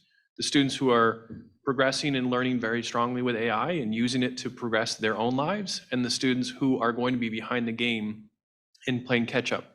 And typically those are the students who are already behind the game or playing catch up with either learning loss or differences in socioeconomic status. So I worry about the learning gap tremendously when it comes to AI, and if AI will either close or widen that gap. I think those were all really good answers. The only thing I would just elaborate on maybe a little bit is what I'm seeing from where I'm sitting is when we're given answers and they seem right, it's very unintuitive for us to switch into very careful, critical system two thinking and check that they really are right.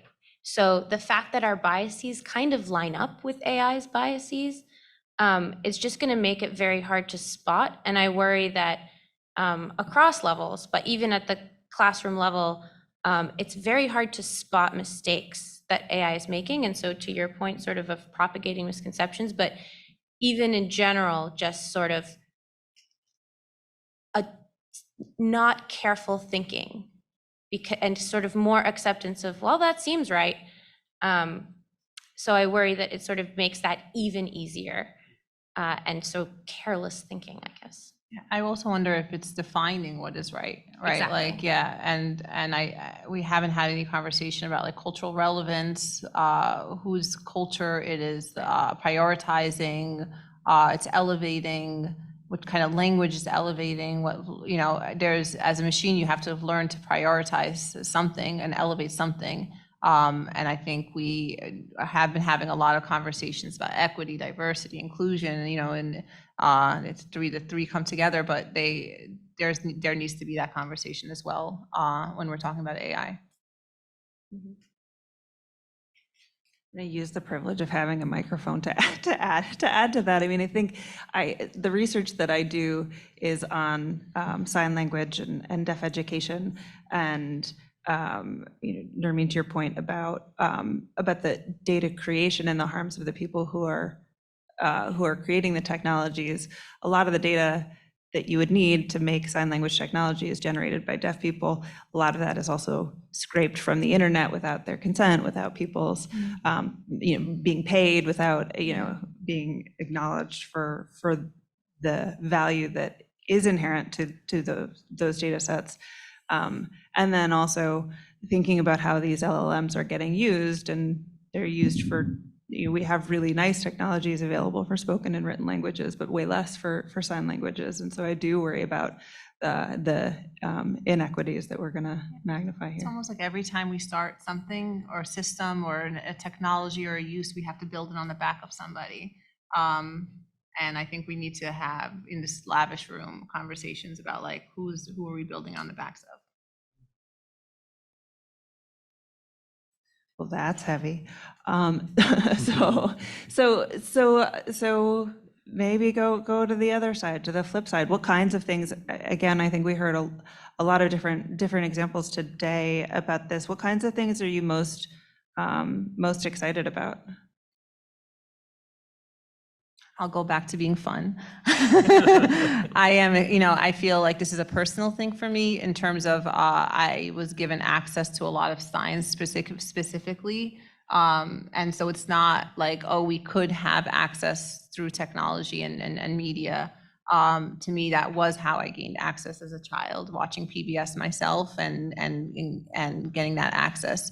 So to me, it's been a very kind of helpful learning tool personally as well. So I am seeing that potential for to reach wider audiences, more communities in various ways. And that is a really, you said something, what wasn't possible before is now possible. I think the capabilities that AI brings to students is incredible when it comes to its possibilities. One of the examples I like to give is I have zero artistic ability. You put a paintbrush in my hand and I will just make one color on the paper. I have nothing, but I've started to explore some of these visual AI tools, and I'm suddenly creating something that I was not able to do before. You could argue you're not actually creating it, but the capabilities that gives me is I can make a presentation with the exact artwork that I want to see in it. Suddenly opens up possibilities for me. The same thing goes for our students. They're able to open up new capabilities and abilities that they did not have before. One of the examples we talked about before as well is within Boston Public Schools, we have a huge problem with segregating students in terms of ability levels. And as a teacher, I struggled because there was an advanced work class down the hallway, and my students did not have the strong writing examples from their peers because they were in a different classroom. With something like ChatGPT, you can actually ask it to say, give me a strong writing example, and the students can create something, or they can peer edit their own writing that they weren't able to do before. And so I think that the capabilities and the abilities that it can give to students is what I'm most excited about. We just have to make sure that we bring those to our students. Yeah, I agree with both of those very strongly. And I think they kind of both also point at the role of the teacher and how the role of the teacher gets transformed and augmented, and potentially transforming it from a profession that is not possible. Like it is an impossible job if you're going to do every part of it perfectly, and making that more possible. And also changing, we kind of, when we think about technology, we think a lot about the interaction of the technology with the people using the technology. But it's really important how technology actually changes the interaction among people themselves, people to people interactions. And we sort of forget about that until it's already transformed our society. But I think thinking of it ahead of time and being intentional, we can actually design, using technology, create classrooms that are more human, create conversations that are more based on humanity, both among teachers, teachers to students, students to students. I'm very excited how seemingly delving further into the world of technology, we actually delve further into the world of humanity. Yeah, you put that so much better than I was going to say, because I was going to talk about augmenting teachers, which you've covered everything of, but that is definitely the sweet spot. I think it is a ridiculously challenging career. We know that there are things that we can immediately help with AI, and also things, so you can help with the things which teachers find difficult, but you can also do those things which are currently not possible. So at least not for anybody who's only got 7 days in the week. So looking over vast swathes of data and looking for patterns in students who are similar students but in different schools or in different locations, and trying to surface those for teachers to allow them to target their time more efficiently. I think that's going to be a really helpful thing. Open it up to questions or comments from the audience.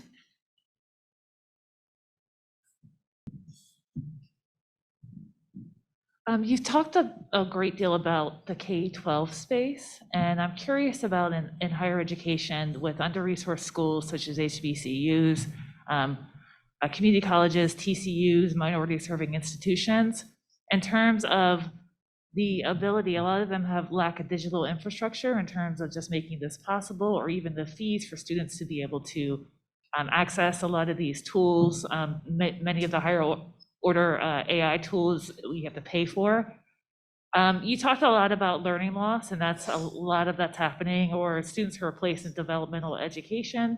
And so I'm curious about some of what you mentioned, how that could be applicable to some of those types of institutions, or helping those faculty who are overloaded and those students who don't come from under-resourced institutions or communities.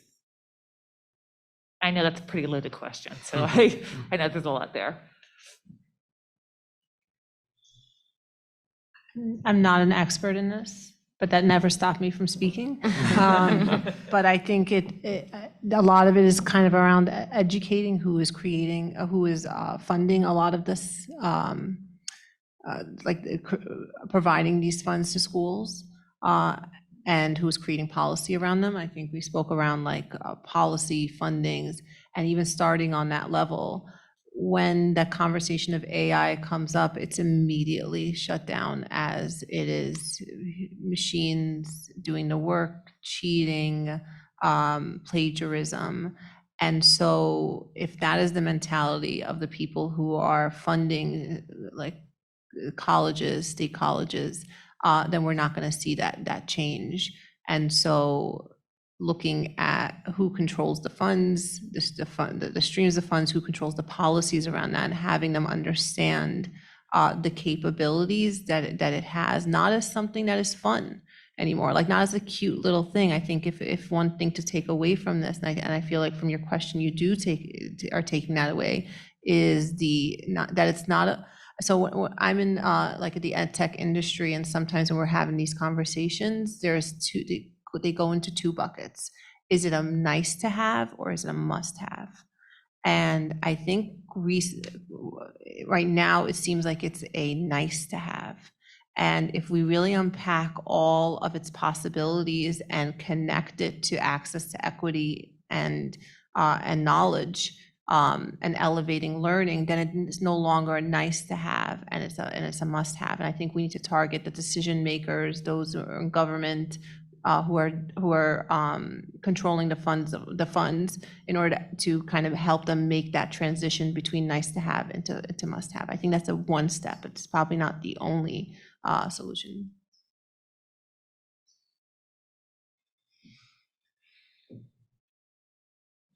I think it's just a space I'm not too familiar with either.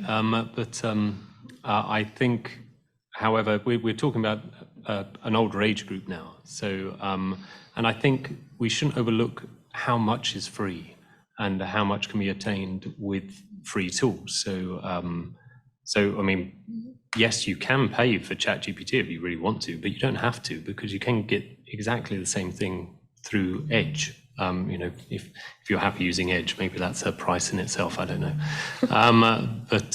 So there are opportunities to use these tools as an individual, which I'm sure they are doing. But I think probably the bigger problems there would be that kind of coordination, to use that within a learning experience at that level. There's probably fewer tools which have been designed specifically for that group. I don't know. We were talking a little bit earlier before this about the challenges of education in America, and a lot of it is based on advocacy. A lot of it is also based on funding. And at the K-12 level, your funding is based on property taxes, which is insane to think about, which means that our higher funded schools are in our higher funded neighborhoods. That's a structural deficit at the government level. At the higher ed level, especially with a lot of schools being privately funded, you have those same challenges get brought up to the higher ed level. And so we do need to think about, you know, government intervention in terms of funding to bring resources down to schools, so that it does not become a who brings money to the table gets access to the resources and the higher education. I wish this was open so I could point to the Charles River. It is a Grand Canyon when you compare the education you get on this side of the river compared to that side of the river. And I'm strictly looking at the K-12 level. But our students go right from K-12 to higher ed, and it doesn't change. It doesn't change anything there. And so I do think that we do need to think about a much more societal approach to funding in education. That being said, those who are in the seat to make that decision are the ones who have benefited from the structure that's in place right now. So I hate to be all doom and gloom on that one, but it's very, very difficult, and it's really hard in K-12, and to hear that the same problem exists at the higher ed level is frustrating. Yeah, I just have sort of, from my perspective, just entering into ed tech, into the sort of business side of it. I still have my sort of habits and ways of looking at the world that come from nonprofits and research. And so I'm finding that to be an interesting sort of friction. So in terms of like what I personally can do, I make question, well, the absolute core features of it are free. And to the point where the way I think about it is like, if I weren't me, would I pay for this, or would I just use the free version? And I would probably just use the free version. So like there's added bells and whistles, and you can pay for them, and that's amazing, and that helps us create it. But it's this sort of like, I think that especially with the recent upheaval with OpenAI, I think we need to rethink how for-profit and nonprofit and that whole system functions. Because purely for-profit, maximizing profits is gonna lead to inequality. And then purely for-profit, you might not be able to, purely nonprofit, you might not be able to build that same level of tools. So I do not have the answer, but I think that there can be creative solutions in that space that we haven't seen.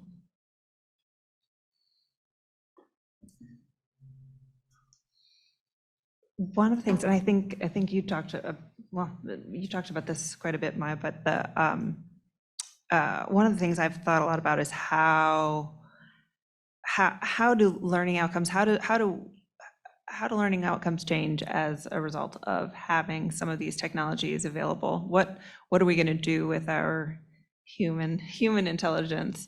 And I'm curious if you all have thoughts about what things, same as with the calculator, what things do we not teach anymore, and what things do we still teach?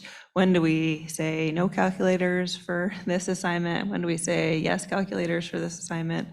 Curious if you all have more thoughts on going deeper into thinking about what do we add to the curriculum for all of us, for all learners, and what do we not need to do anymore?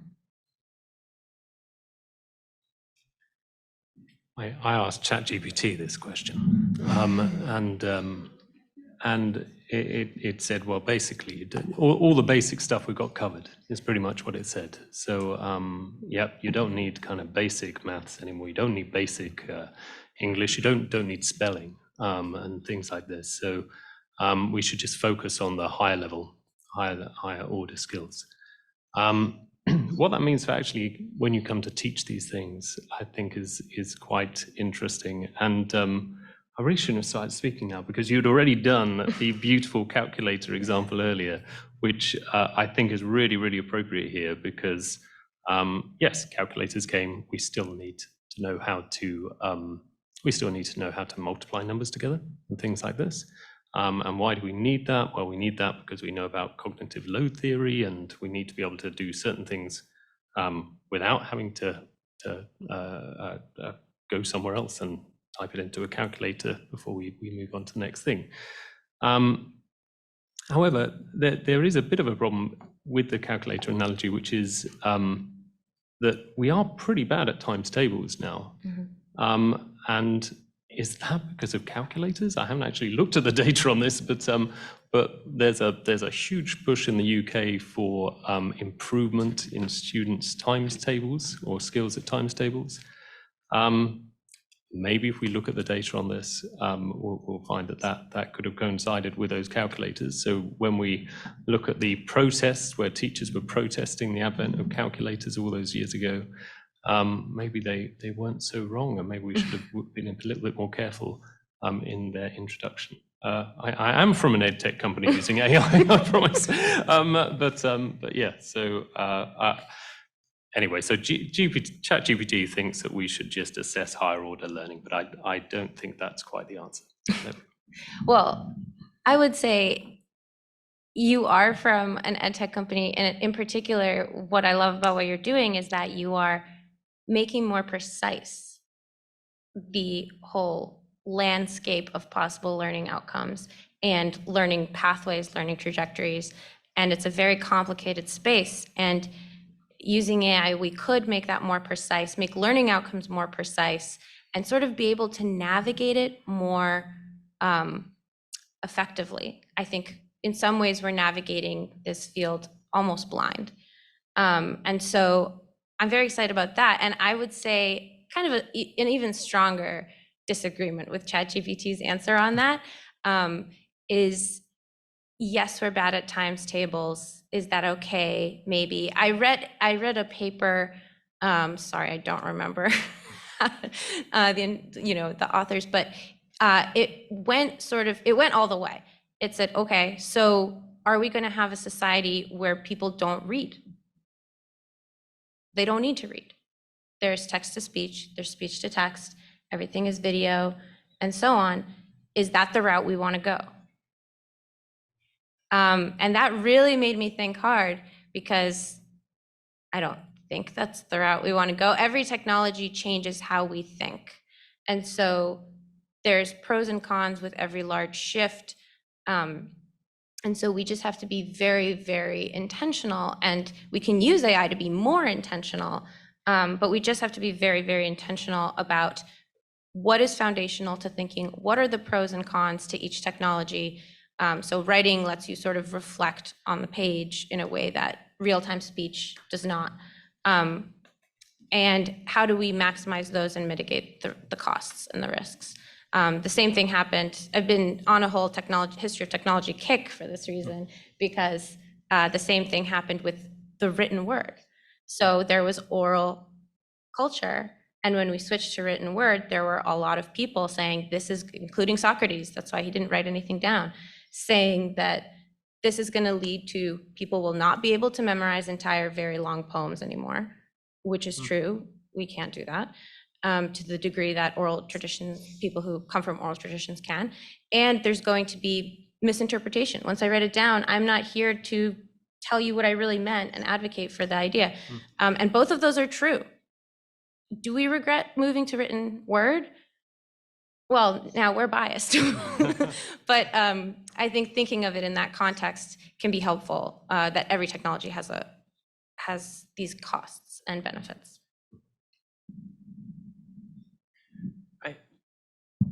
I think in certain areas, the outcomes are going to change. In certain grade levels and ability levels and subject matters, you're going to see changes in outcomes. But I think most of all, across the entire spectrum of learning abilities and grade levels and ages, is the process is going to change. So we may have the exact same learning outcomes 5-10 years from now, but the process to get to those outcomes, I think, is what's going to see the most change and the most modernization through artificial intelligence.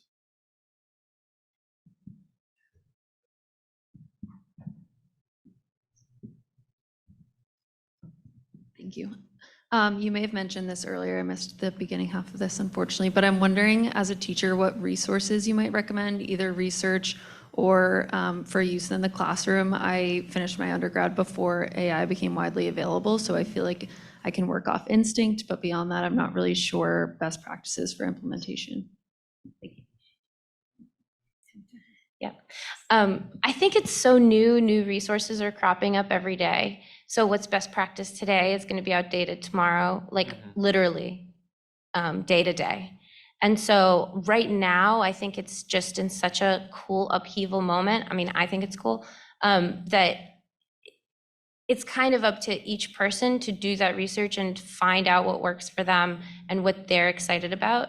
And I think it'll keep changing, and we're right at the very beginning of a big transformation. So unfortunately, that's probably not satisfying, but if you can look at it as something exciting and something like finding what works for you and what you need and what you enjoy and what is your workflow going to be like. So that's how I created Question Wall. I sort of liked the rest of my workflow, but creating the questions was very tedious. And so I was able to plug that right into my workflow to create the questions, and then I still have to change them and spend my time elsewhere. So I'm sorry, that's not helpful. I think it speaks to the need for professional development and the use of AI. I haven't seen any robust offerings in that area. And currently, even Boston University doesn't have, we're working on it, a degree in educational technology. So I think a lot of this is how are we going to support teachers, but I think we need to talk about like teacher preparation too, and then teacher supports once they're in the field. Yeah, so I think a conversation we need to have in the School of Education. There's something called the Learning Engineering Group on Google Groups, which I'm a member of, and I really like their summary email. And there's often there's researchers on there, there's teachers on there, and occasionally somebody will share something they've done and ask for comments, and then a whole thread will start where you'll see lots and lots of different examples of things that people have tried. I would say it's almost a bit too heavy on the LLM stuff at the moment, but there's lots and lots of rich content on the group, and if you sign up, you'll be able to see all the history of that as well. On the professional development, as part of that Learning Engineering Virtual Institute, some of the other teams that won that, there was a Carnegie Mellon University one with Ken Kurtdinger, and they were doing some work on tutor moves and this idea of using LLMs to actually, a tutor would basically do things like write feedback for their students, and then the LLM can be used to process that using a prompt which says, okay, well, are they focusing on effort, or are they focusing on outcomes, and things like this, and it would allow the tutor to immediately get feedback saying, oh, you're just focusing on how well they're doing rather than how much effort they're putting in, and things like this. I've described it so badly, but that use of the LLMs as a validator. If you're new to teaching, I think there's huge opportunities for people to just experiment with things like that. So, if we're learning about how to teach, and these are some rules that we'd like to follow, let's build a little prompt in an LLM that can allow us to apply those rules, then write your lesson plan, write what you want to do, and just pass it through and say, would this be the right way to do this? And so you're applying you're effectively using an LLM to apply your own rules that you've settled on to try and judge each of the things you're building, and then you can iteratively update that. That's I don't know, things like that I think are a really nice way to use it. I got nothing. Good. Yeah.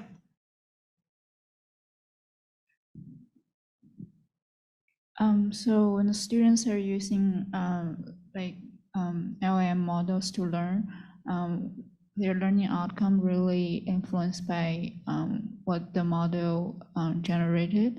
So I really like the idea that the panel brought up earlier about considering DEI and indigenous values into the design of models and how to train the models. So I wonder, how do you envision the future for including that DEI considerations into the large language models?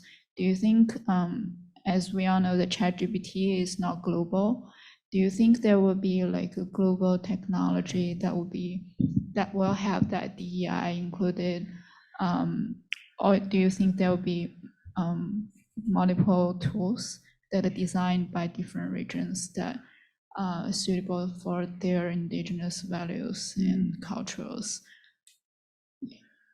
I mean, currently, even something like the internet and Google searches are not equitable and don't promote these concepts. We've looked into one concept in my class where a certain region, and one person was searching the same thing in one language and searching the same thing in another language, and it would take them to, well, they were looking at, like, we're looking for restaurants, for example, and we're like best burgers around me. And depending on the language that you searched in the same region, you were given different suggestions. And I think that it caused a kind of a separation in the community, where certain groups of people would be eating or going to one place and the other place access. So even current technologies have not mastered this as well. So it's kind of like joining within it. I'll go back to one of the things that we're working on in that project, which is understanding how we are speaking, and even just the language of what about, I think 10 years ago or something like that, I got an iPhone for the first time. I got in a fight with Suri. I have never talked to her since. I have a very, I'm toning it down a little bit, but I have a very heavy Brooklyn accent, right? And she was not down with it. And I was then not down with her. And so we haven't talked since. But that is an example of, these machines were not created for me. Whenever I even use Alexa, she can't do anything unless I speak a certain way. And that's not the way I speak, right? I can't even get her to play music from my culture. So in the project I'm working on, we're trying to understand, and this is a very small part of it, even understand code switching and how we can have technologies recognize speech so it doesn't create a certain way of speaking or right way of speaking in order to even recognize the human voice.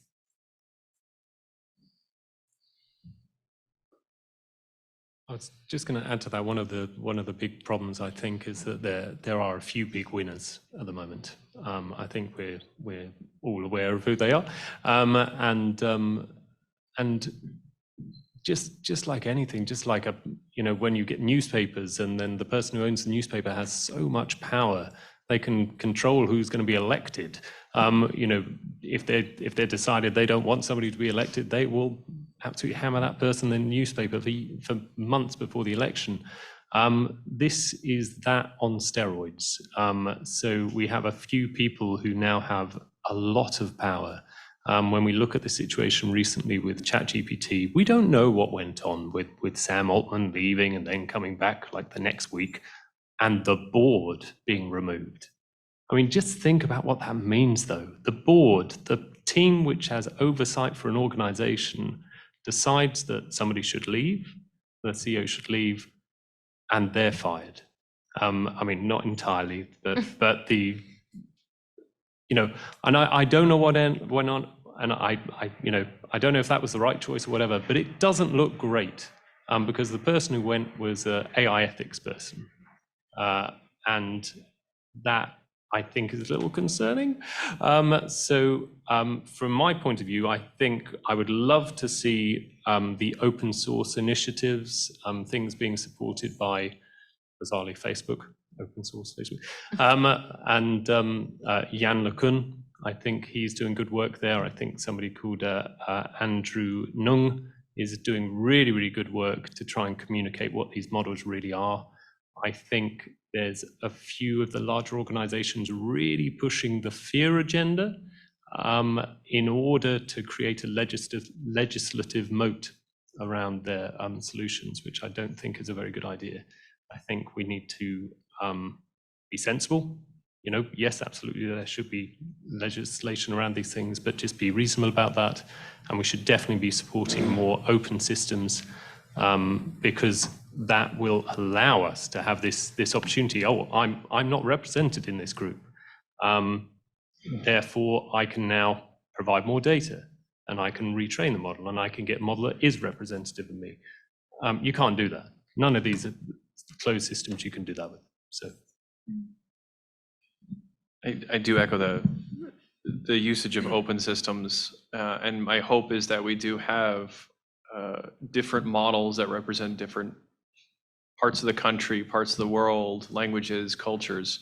We're not seeing that in technologies. We're seeing more and more things going towards one person in the OpenAI example, or being controlled by very, very small groups of people, and then their technologies reflect their culture, their values, their morals, and their politics, which is very, very dangerous. And I think the example, just had this argument with my brother this morning over Twitter, and how Twitter used to be this environment where anybody could say whatever they needed to say, and it has changed the world. But now we're actually seeing one person is controlling Twitter and is controlling how this technology can and is being used in the world. That's a really, really dangerous prospect for, especially when you get into things like AI, because we don't want these things to be controlled by one person, one culture, one board. So the open models of LLMs, I hope, is the future, and not these giant tech conglomerates controlling AI. Yeah. Those are all good answers. I just think it's incredibly thorny. It's a very thorny issue, even with Elon Musk. Like, his whole vision that he's forcing is, from his perspective, more letting everybody speak. And so it's like almost an oxymoron and like a contradiction. And so I think there's a lot more research and thinking and innovation that needs to be done around that space. Yeah, we'll do maybe one more question.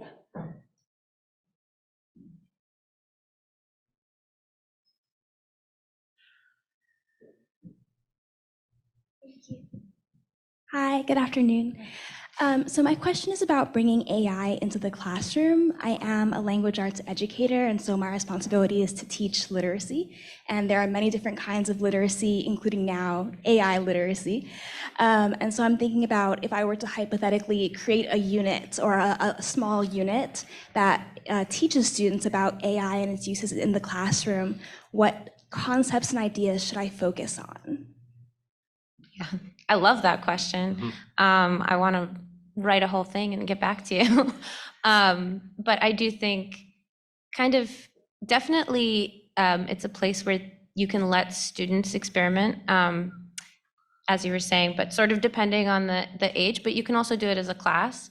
And moving from the idea that students need to be able to produce everything to what about the role of interpret and edit? And so however you think of your curriculum, of the things that need to be broken down, you can isolate each piece and say, okay, what if AI did it? How does this look if we interpret it? So you can almost take the I do, we do, you do, and explode it a little bit and say, I do, AI does, and we interpret. You do with AI, you do without AI, or however you want to explode it, but you can sort of insert AI into different pieces to give students more experiences to reflect on. And that way they have, because we learn by reflecting on our experiences, and it can just create an endless amount of experiences. And so whatever you think is important in teaching those things, you can isolate them and teach them separately. Now, what those things are, I'm not a language arts teacher, but I can definitely get back to you. I think that's a really good question.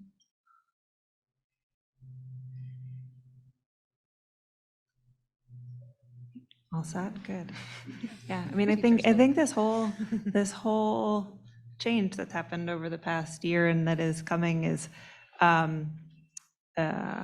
upsets this model where when you're the one at the front of the room, you're supposed to be the expert, you're supposed to know all of this stuff, and nobody knows what all of the possible ins and outs of some of the complexity that we started thinking about here. And so for better or for worse, it's a really neat opportunity to remind us that we're all learners and we're learning together. Just because you're in a position at the front of the room doesn't mean you're the one that holds all the knowledge. We're gonna, not that it ever does, but I think this really unsettles that idea in a way that is interesting and cool and challenging and hard. So with that, I want to thank you all, and thank you all for coming. I learned a lot and have a lot to go home thinking about. So I hope you feel the same. Thanks.